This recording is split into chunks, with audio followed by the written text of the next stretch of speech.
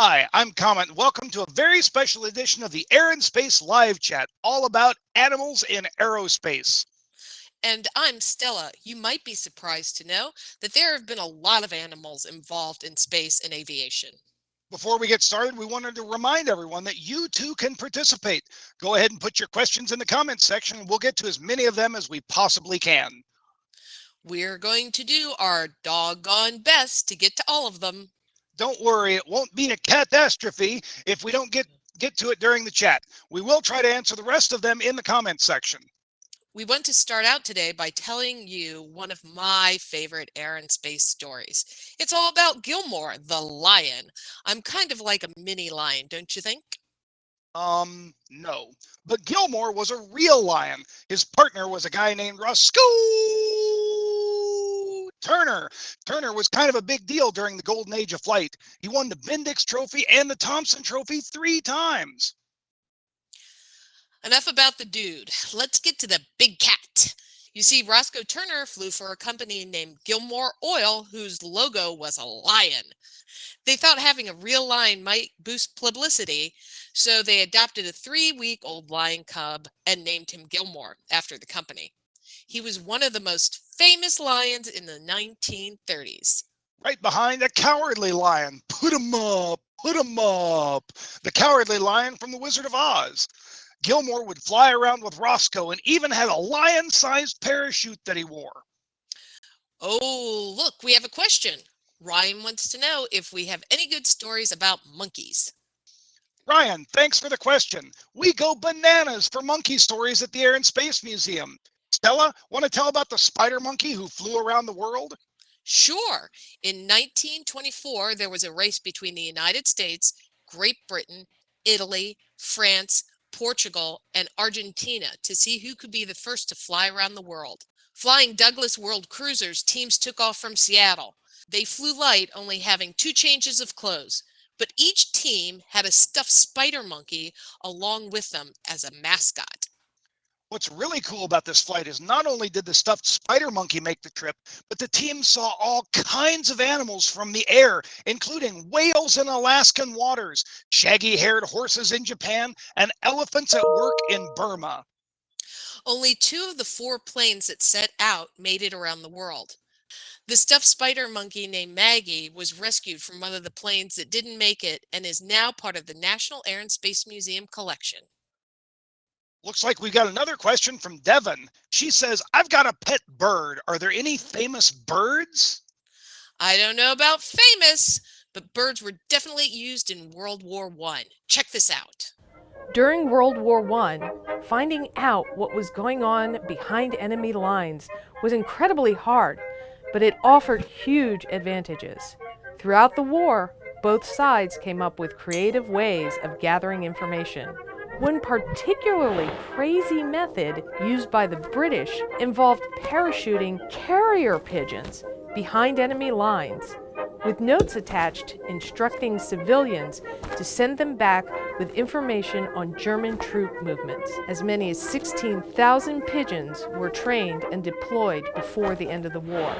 This may seem like a bird-brained idea, but people during World War I were resourceful and creative when it came to ways of gaining the upper hand during the war. Well, we've got another question from Sarah who wants to know if there were any real monkeys that made it into space. Great question. As a matter of fact, the first American astronaut was a rhesus monkey named Abel. Abel and a squirrel monkey named Baker were the first American animals to enter space and return safely. Each of the monkeys were in space for about 16 minutes, and they got to experience microgravity for 9 minutes. They flew over 300 miles up.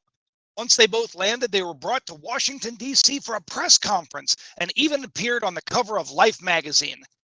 Both of those monkeys were truly pioneers of the space age. Ooh, looky, we've got another question. This one comes from John.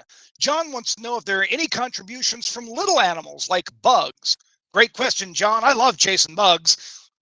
I think he's talking about air and space connections, not your hobbies. As a matter of fact, bees have played a huge role in aerospace. Check out this video and see how the honeycomb structures like bees make has been useful in the aerospace industry.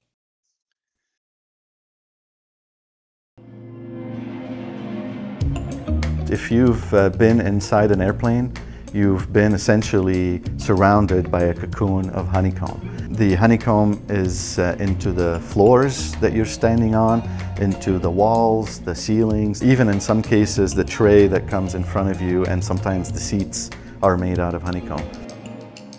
My name is Imad Atalla. I am the Director of Strategic Marketing for Hexcel.